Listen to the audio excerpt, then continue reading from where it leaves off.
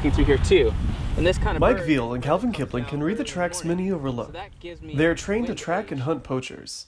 They belong to the Global Conservation Force, a non-profit anti-poaching unit dedicated to saving the wildlife in Africa from extinction through education and conservation efforts.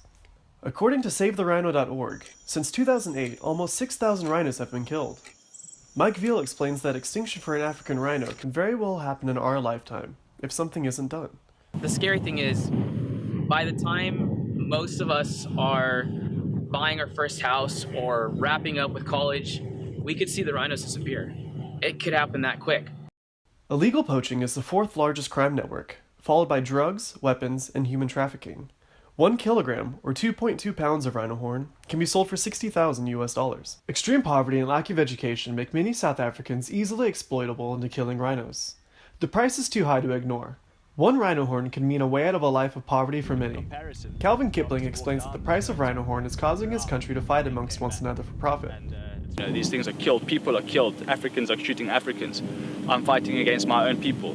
For a consumer in China, it's not fair, is it? You know, that we're at a full-on war, internal war in Africa against each other, to benefit some person who wants to eat rhino horn. You know, it's not fair, really.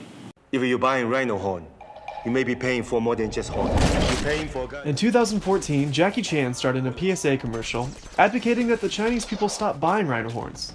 The poaching crisis has contributed to the demand of rhino horn in many Asian countries.